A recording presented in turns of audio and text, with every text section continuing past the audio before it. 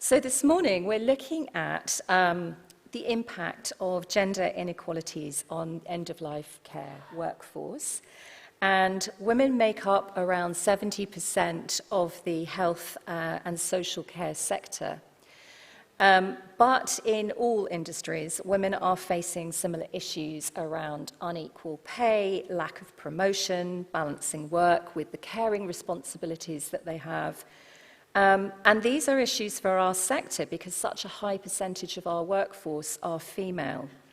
So I'm going to start our discussion by opening up with the first question.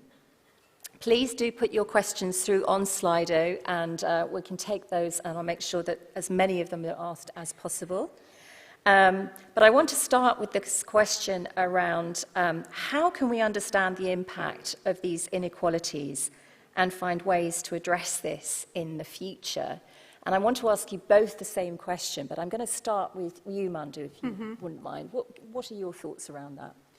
I think we first of all have to acknowledge the inequalities we see within the sector as an extension of the inequalities that exist in wider society.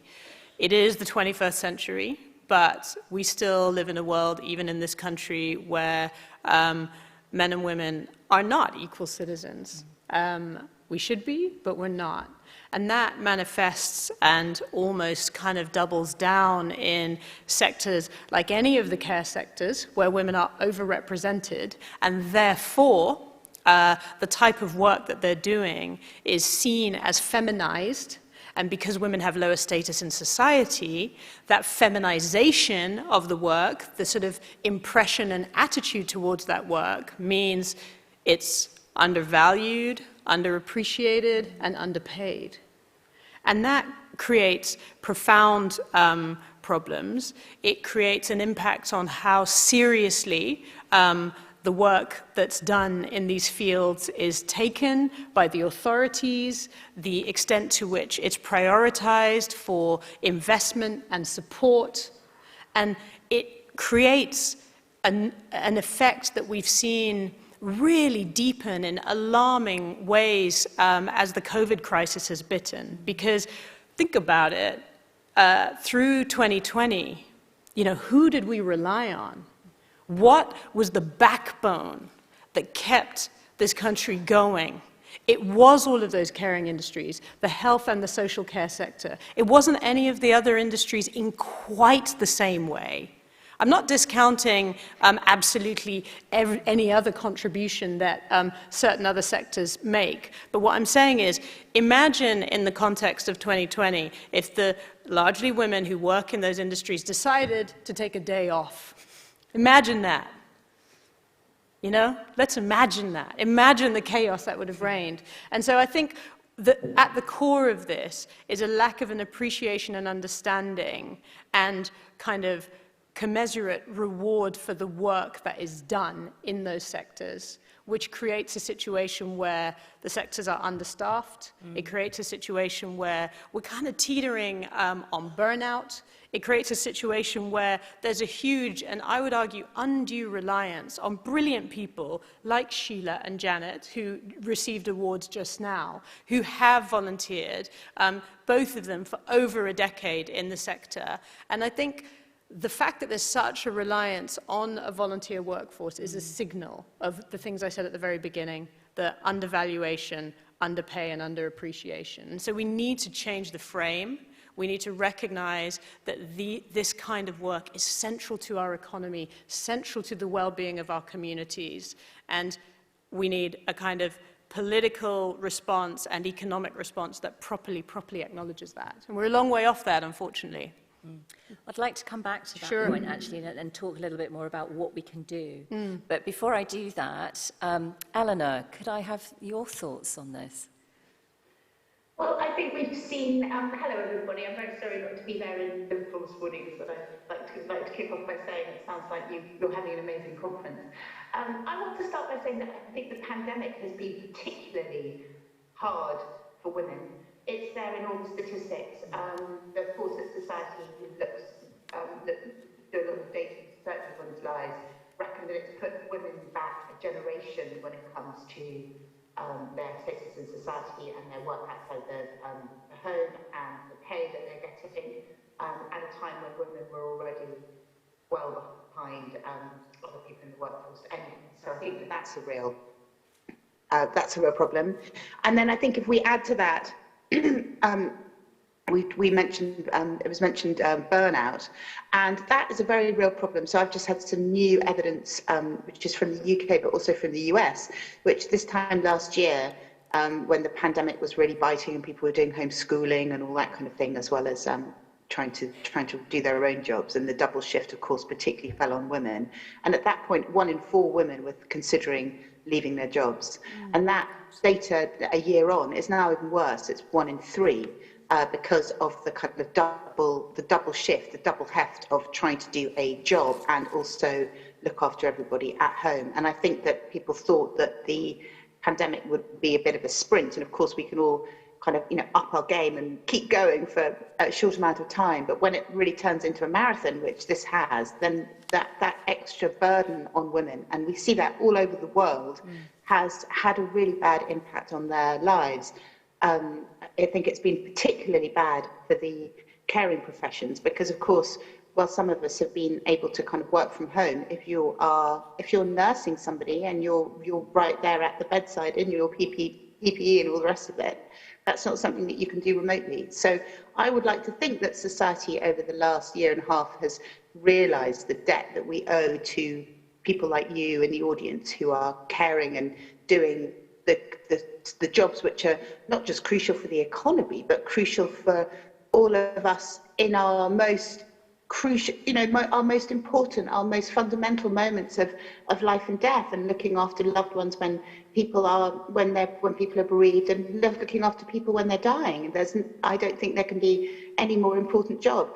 And we see this across the caring economy. I can remember when I gave birth to my first daughter, who actually turns 19 today, and I can remember talking to my midwife then and thinking, if men were the ones who were midwives, they would have chauffeur-driven cars and be paid kind of £200,000 or plus a year like bankers, because what they were doing was so important.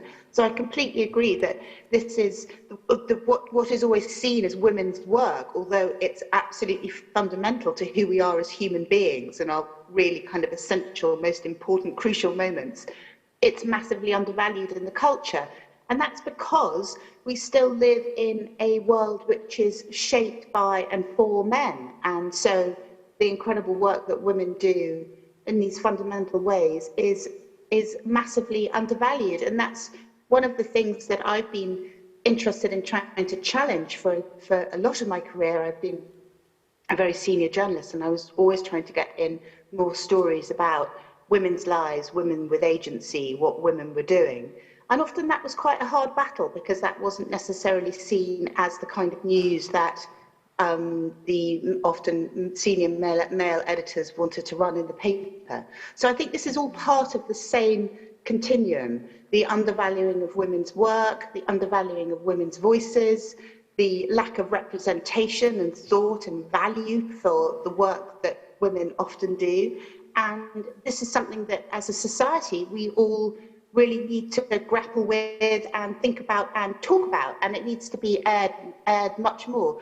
And that's partly why I've set up this new platform for women in midlife, because I'm interested in the lens that the media puts on all of our lives. Because when we look at ourselves and our society through the media, we're not looking at a truly reflecting mirror. We're looking at a distorting lens, because it doesn't value women and their input highly enough.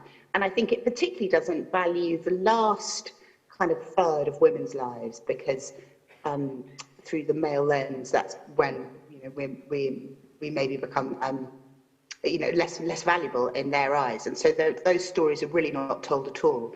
So one of the things that I've been really trying to do is to share inspirational stories about what's possible in midlife, from which I mean about 45 onwards.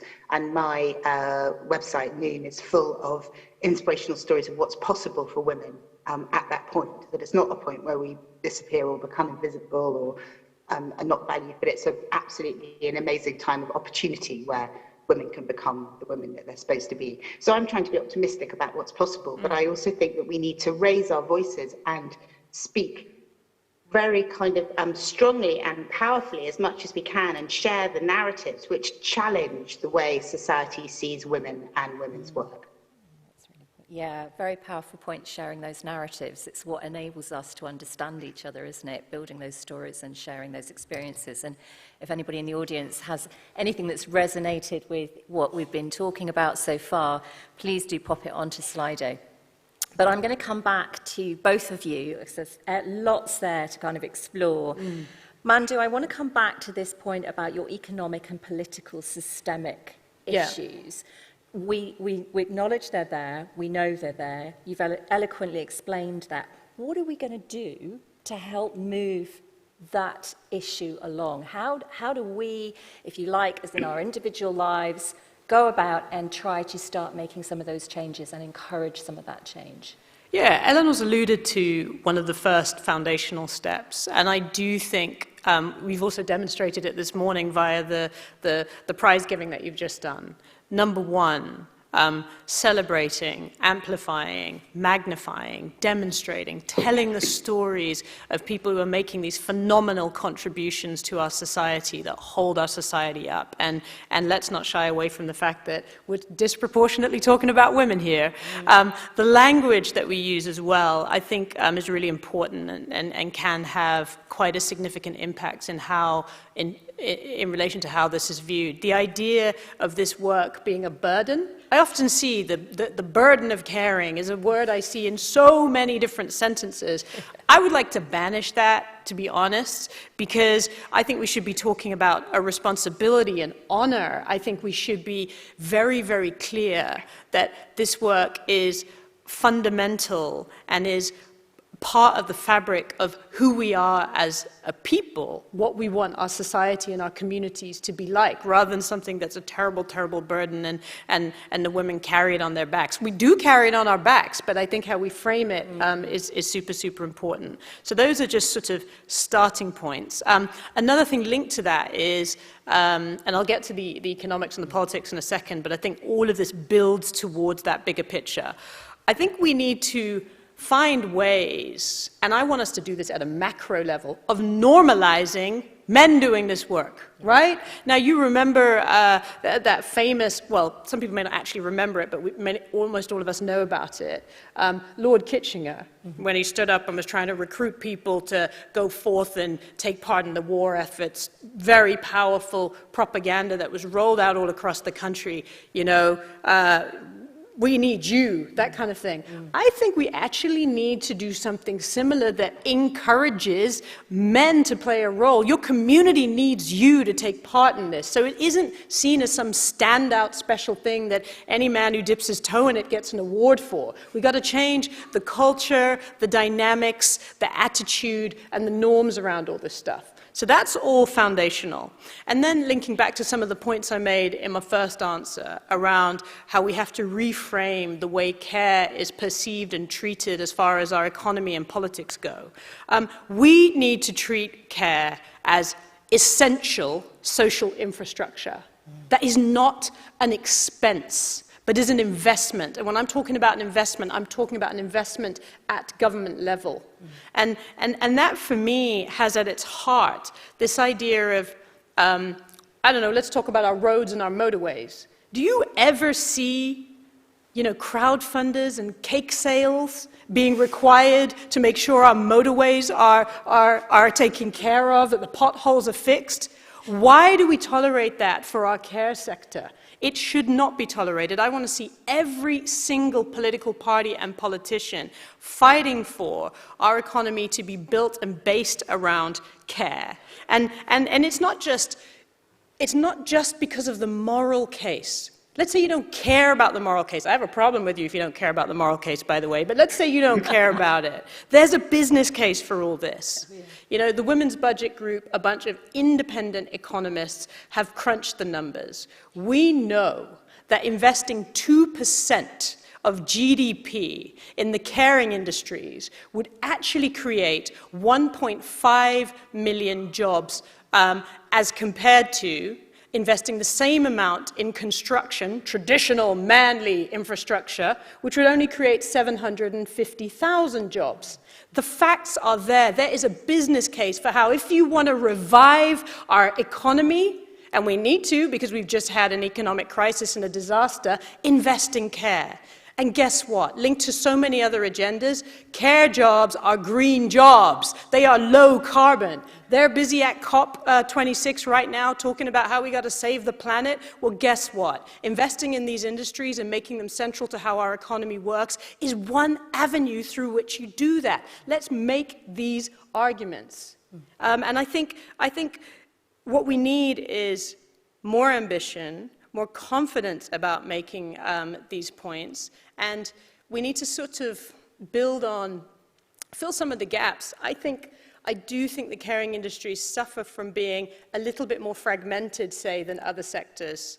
We don't have such a strong unionization setup, which allows for lobbying and collective power.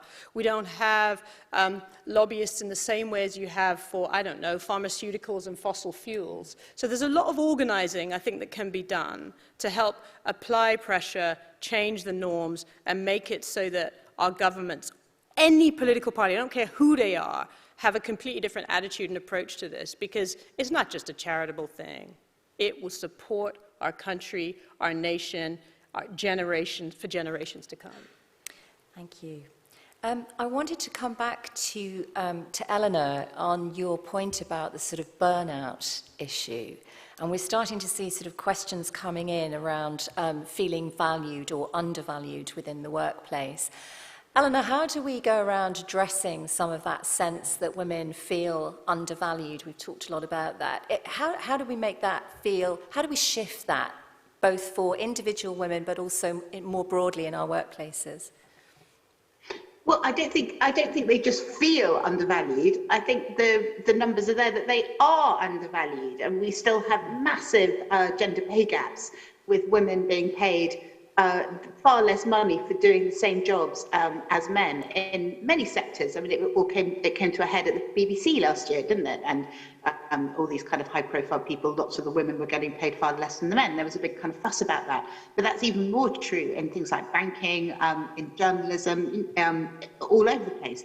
So I think that there's a problem in all sectors of women not being valued as highly as men. And I'm afraid that that goes across the whole of society, that women are not valued as highly as men, and therefore the jobs that have traditionally fallen to women are not valued as highly either, which I think is completely mad. I mean, it was interesting to hear people talking about the caring industry.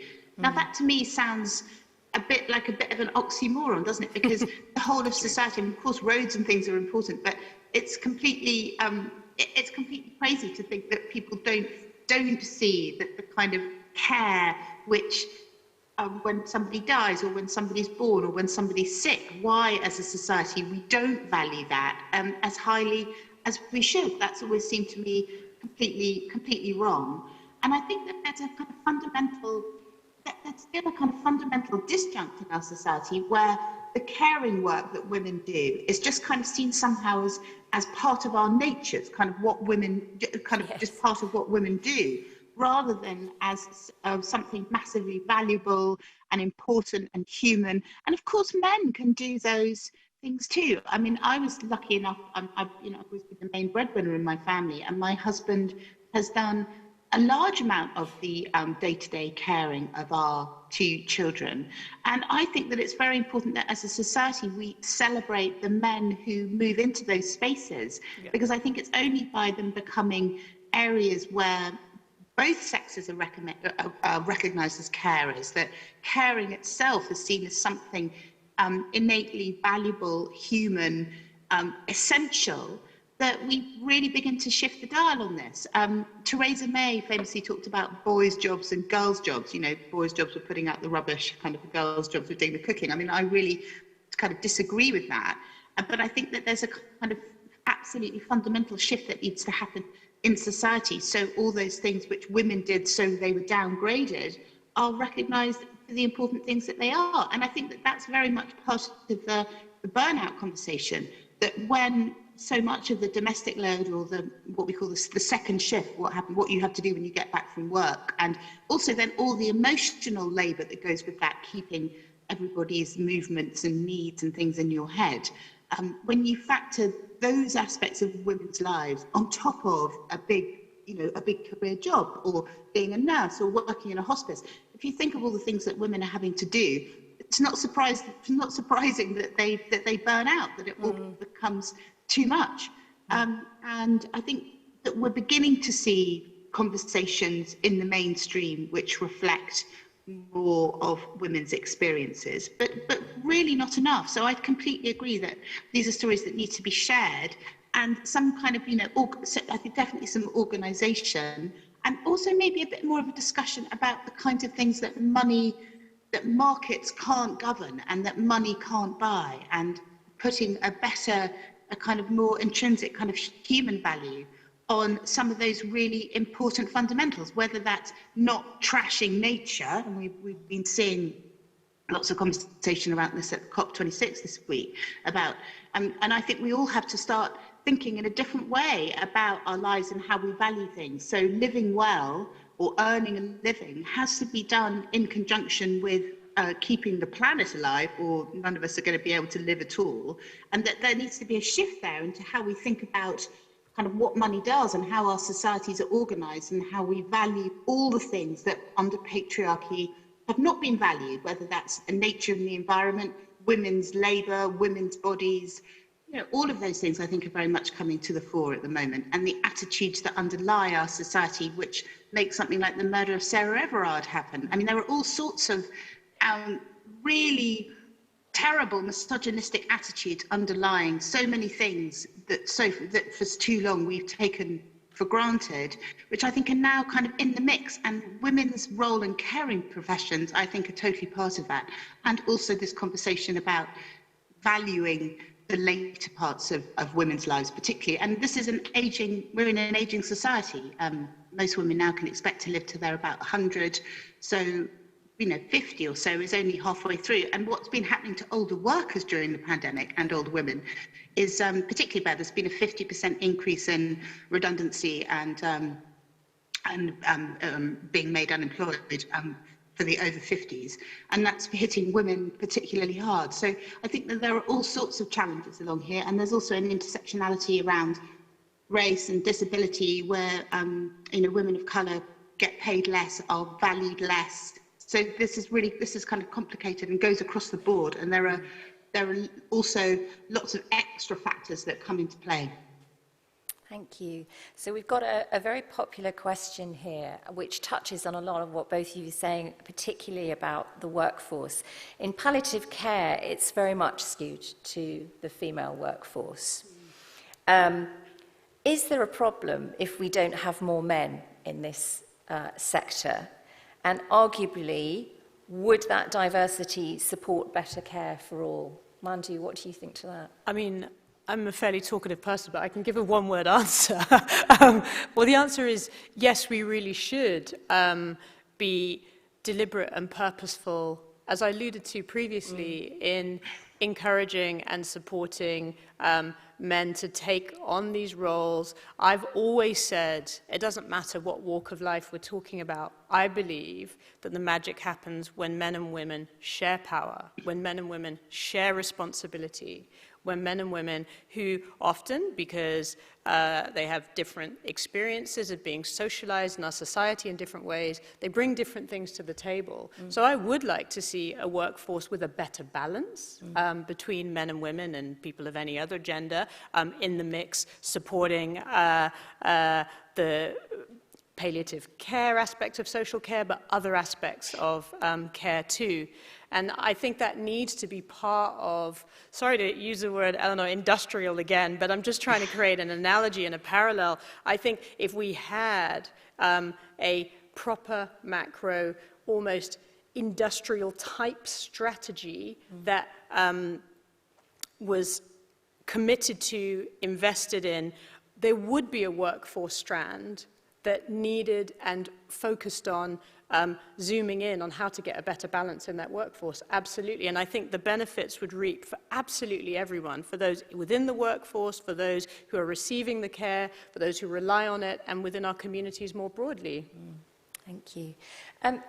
What about this idea that the kind of, in a kind of modern progressive world, you've mentioned we should be thinking beyond sort of traditional gender and talk about, not limit our discussions to just men and women. What do you make of that at this point in time, Eleanor? Well, as we know, this is a very live issue, particularly for anyone in the media. It's an area in which one steps carefully. I've got teenage children, and I'm very much kind of in the swim of a whole generation whose views on gender and experience of their own kind of sexualities and etc. are very different from a lot of what we all went through. It's one of the few things that generally makes me feel kind of old, or that there's been a big kind of generational shift.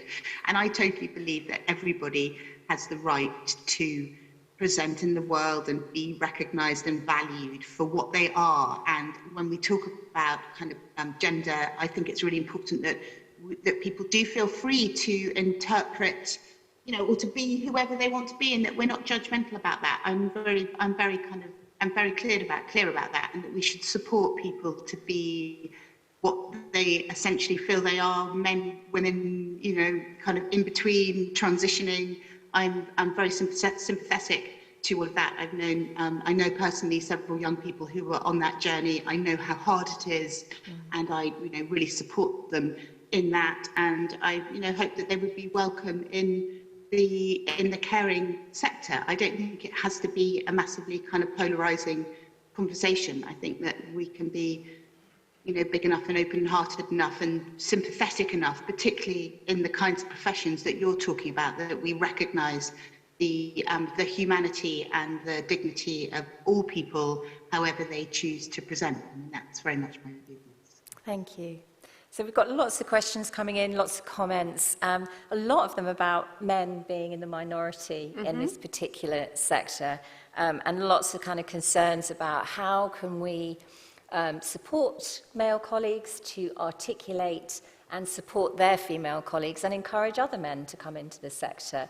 Mandy, you've talked a little bit about this. Can you expand a bit on some of the practical things that we could be doing within the hospice sector to encourage that balance that we've been talking about in gender? Yeah, I don't want to stray into territory where I'm not entirely equipped to opine, because, you know, the sector itself will have its priorities and its best sense of how, on a day-to-day level, we can achieve some of the things that I believe we should be striving for and committed to as a matter of principle, that I believe should be baked into what our industrial and political strategies are around this stuff. I think what we don't have yet to create the conditions for what perhaps would make the difference on the front line day to day is that commitment at the top.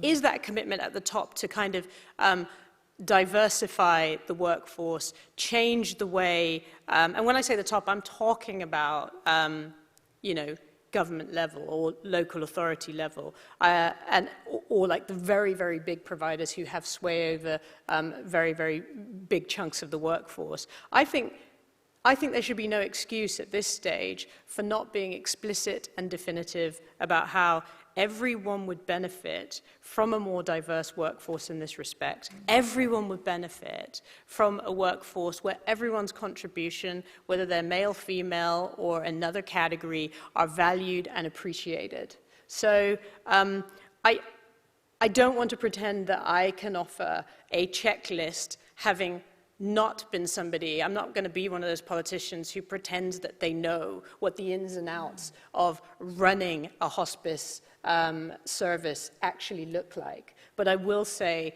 that the gap that needs to be filled, and we will always, as the Women's Equality Party, campaign for the gap to be filled, is the appreciation and prioritization at the highest levels to actually make this happen. I think there's a complacency around the fact that women have largely through history in almost any society done this work. Yeah. And I think we need to move away from a complacency around the fact that this work has always been done, and therefore you don't need to do anything to bolster and shore up the workforce and change the kind of complexion and diversity of the workforce. Thank you. Just shifting focus a little bit, I'm thinking about the fact that hospices work very much at a community level. And in a very deliberate way, you have incredibly strong connections with your communities. Your funding comes from them, your support comes from them. It builds a very strong sense of community. How could this be harnessed? And maybe I can ask you, Eleanor, how do you think this could be harnessed to increase gender equality, both in the workplace and through the local systems that are in place to care for people? Oh, it's a meaty question. That's a meaty question. I mean, just to quickly hark back to the other question. I mean, I can't help thinking if carers were paid more, were paid properly, weren't always being kind of hurried on from one person to the next and put under such massive time pressure, and if those jobs were actually valued for the amazing contribution that they're making, then you would probably get more men into the sector. I mean, I think that is probably clear. And I also am a great believer that when it comes to gender and the sexual revolution and all of those things, men, it's not a kind of zero-sum game. If women move into male spaces, fly aeroplanes, go to become astronauts, run companies, become prime minister, then it's also very important that men also move into what have been traditional female spaces, that the point is that there's a crossover and that we're valued for the human beings that we are and the talents that we bring, regardless of sex and gender. I mean, that seems to me the absolutely kind of fundamental thing. And it's why it really cheers me to see the next generation being much more kind of flexible about that, not feeling limited in terms of, what are kind of things that men do and what are things that women do. And I also think that a generation of children who've been brought up with male figures, parents and dads being much more present in their lives and doing lots more for them, will probably also have a different attitude towards men being carers, because they will have experienced that much more in a much more hands-on way. I mean, what I always think about this is that this is a long-term project. It's only 100 years since women got the vote.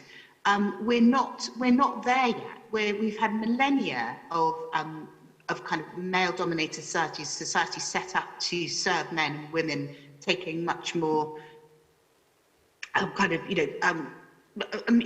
much more kind of a kind of secondary role and doing the caring and doing the things that the men didn't really want to do. And that is shifting.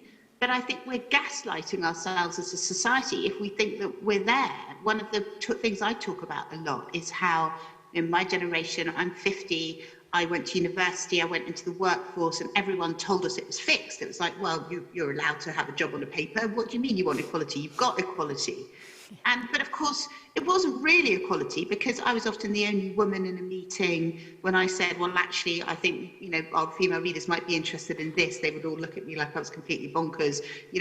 I put up for years with lots of stuff around, let's use a picture of a pretty girl to brighten up a page. So women had this kind of decorative kind of quality often in news, which I really hated, or they were seen as often they were victims or they were arm candy. So I spent most of my career arguing for stories about women with agency, women doing things in their own right, so that women are valued in the same way that men are.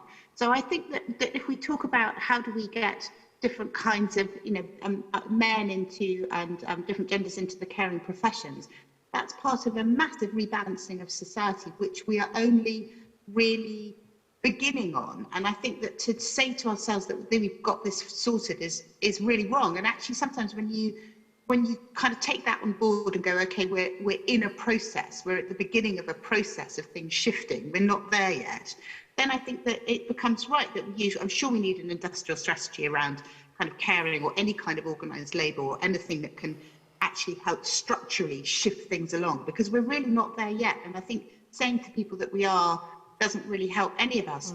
In terms of the local community, I think hospice is an incredible thing, and I'm really, so value everything that your audience does. And I've been. My stepfather died, and our local hospice was completely amazing. I don't know what we would have done without them. So again, to me, it beggars belief that that's not something that I would think we should all be paying you hundreds of thousands of pounds a year, and what you do is amazing, and that shouldn't be volunteers. That should be absolutely the heart of a system which values our humanity and the care that you bring. And I think that people do really appreciate the role of hospices within their communities. And I'm a great fan. In our local area here, we have a system whereby children from the local school go into the hospice quite a lot and talk to the patients, and into the kind of care homes too around here. Well, not so much because of COVID, but there's a great kind of exchange between the very young and the very old. And so I think that also making care homes for elderly people and hospices part of the community and part of life, so that death isn't seen as something so separate from the rest of life, is a really, really important thing for our society. And it's what I'm thinking about is the valuing of that later part of women's lives in particular. But we all have to accept that, death and caring for people who are dying and for the bereaved is really at the centre of our human journey. And so the places where that happens and the community that supports that all need to be much more central, I think, in all of our lives, and we need to talk about it more. But again, that's something that the mainstream media kind of very much shies away from any kind of discussion about death. And that's something I think as a society we're really not very good at. So I would welcome anything that puts some of those ideas or ideas around dying or what a good death looks like and how we can support people who are going through that, very much kind of at the centre of all of our communities. Yeah, can I add something to that? The points around unlocking the potential in our communities, I think are really powerful and really important. And I think part of this conversation probably should incorporate looking at the way the system or the systems that matter are structured. Because in this country, we have, obviously, our NHS kind of over here, two separate systems, the social care system over here as the poor cousin. There isn't really parity of esteem between the two. And it doesn't have to be like that. There are models in Holland, for example, that have a much more integrated approach that is much more bottom-up. And as one of the people who put a question or a comment in pointed out, are focused on what the person who's receiving care and support needs. And I think we can borrow from places like Holland. I think it's called the Burnout model, that has much smaller groups that are interdisciplinary, like the approach to hospices in general, but I think we could formalize that and support that in a more kind of larger scale way across the country that would make a really big difference. I'm also interested in how we change the intergenerational dynamics, because what I would love is us to have a culture in this country where young people are socialized and taught to recognize that they have a part to play in this, to not fear or stigmatize death or end of life in the way that I think historically that has happened. And I think what we'd be able to create is environments and cultures and dynamics where it's not the exception that there are people, again, sorry to embarrass you, Sheila and Janet, where they're not the exception, people who are going out of their way to play a part in contributing in a meaningful, powerful way. I think we should be enabling and supporting more people to do that. I think it should be part of the rite of passage for a young person to play a role, be plugged into playing a role, a little bit like, I think in Germany, instead of military service, you can go down the route of playing a role to provide some kind of social service and support. I can see the real potential and power in having something similar here that would change the whole societal attitude towards this stuff and create more ownership within community settings. But that does need to be supported in a top-down way, because these networks are already operating on shoestrings, are already stretched to the limit, and I think you need to enable and support and encourage men and women to play a part alongside each other, that intergenerational contribution, but that all starts with us having a completely different framing and attitude for how we treat this really fundamental, important part that doesn't get the respect and appreciation it deserves by our society in general and by those who wield power almost across the board. Thank you. Well, I think we've got time just for one last question for you both. We've got a question that's just come in who says, I'm a male CEO in a very heavily dominated female workforce. What 3 things can I do to ensure we address gender equality in our organization? So over to you two. Who wants to? I can throw a few things out there. Be deliberate and purposeful about gathering data and intel that helps you understand the dynamics, and that's qualitative data. So talk to, listen to, understand, get under the skin of the experience of your workforce. What is going on for them? What was going on for them through the pandemic? What was going on for them at home that might have made it really problematic and stressful and difficult for them to operate in the same way? But also gather hard, crunchy numbers, quantitative data that tracks how people are progressing through your workforce, what the barriers might be. In many industries where it's a kind of female-dominated workforce, you find that women are highly concentrated in the lower rungs, and as you climb up towards seniority, weirdly, you find a sort of greater population of men in charge, or men being paid higher salaries. I don't know what it's like in the place you work for. You're the CEO of, David, but I think that's a really, really important starting point. Make sure you understand not only the surface facts, so how many people you have of this gender or that gender, but what is underpinning the dynamics. And also, I think conversations like this, and someone's alluded to it, are very important. Have those conversations in your organization. Have those conversations with other institutions that perhaps have managed to make more rapid progress or have set an example, and see what you can learn and borrow. You don't have to start from scratch at ground zero. I think actively try and support and nurture talent, whether that's via understanding, as I said earlier, what the barriers are and putting things in place to try and address those barriers, but also identifying talent and having an open culture where people understand that if they want to make progress, they're going to be supported to do so. That's just a kind of like start off a 10 from me. Great stuff. Eleanor, anything? Yeah, well, I'd echo a lot of that. I'd written down listen to what they ask. I'm a great believer in what I call reverse mentoring, where senior members of the organisation, particularly if there are senior men and there are lots of women, kind of doing the more junior jobs, actually kind of spend a day shadowing one of the more junior women in your organisation. Really kind of get a breakdown from her, from what her day looks like from when she wakes up in the morning to when she goes to sleep. I was just doing some work with a big corporate the other day with some of the younger women, and one of the younger mums said to me, I feel like I have a never-ending day. She was working for a company which is working across lots of different time zones, and she woke up with her 4-year-old very early, and she didn't know when she was going to get to go to sleep. So I thought that was really interesting.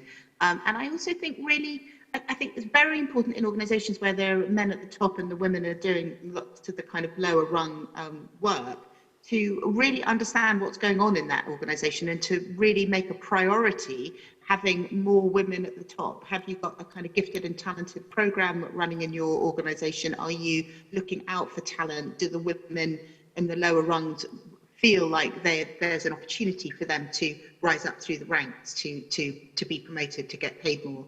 Are you looking at your pay gap? You know, do you know what that is? Are you paying women and men at the same level, the same amount of money? My other big tip is, as a manager, I ran teams myself for 25 years, is if a woman comes back from maternity leave, promote her. That was always one of my kind of key tips. It seems really counterintuitive, but I think if you're leaving your baby at home and you're going into a job where they're going, you're brilliant, we value you, you're fantastic, you're much more likely to give your all to the organisation and to feel happy about being back at work than if you're leaving your baby at home and going in and you feel like you've been put on a mummy track and no one takes you seriously anymore. So I think that there's a real thing. I think women particularly, well, all employees, but particularly women, really value being valued. And I think that certainly you get the most out of your female employees when you tell them how good they are and how much you value them and how great their contribution is, and ask them what you could do to make their jobs easier. It might be something really small to you, which would make a massive difference. And flexibility. I also think that being open to employees working flexibly, or giving them the flexibility which they need for their own kind of caring duties, always reaps massive rewards. People are so grateful. They then work, you know, much harder for you. There just has to be a bit of give and take. So that's what I would say, particularly about valuing women, but or managing women, but particularly expressing to them how much you value them. Because what I see in all the work that I do with women is a huge sense often of lack, of feeling like they're not good enough, and unconfidence. So I think that as a manager, reinforcing how good they are, how much you value them and their contribution, particularly if it's people doing something as important as caring for people who are dying, that's the most important thing you can do. Great, thank you very much. I think we're going to draw a close there, and just lots of very practical things for us to take away and think about. There's some very unique challenges, I think, within this sector, and I think we've had a really good broad-ranging discussion on some of the areas where some of us might feel more or less comfortable in being kind of shining a spotlight on that, but I think that's a good thing, and I think we don't change anything unless we do feel uncomfortable about certain things, to be honest. So my huge thanks to you both, Mandu, Eleanor. It's been a pleasure to have you both here, and we really appreciate you joining the conference. Thank you for your insights. And can we give show our appreciation to both our speakers?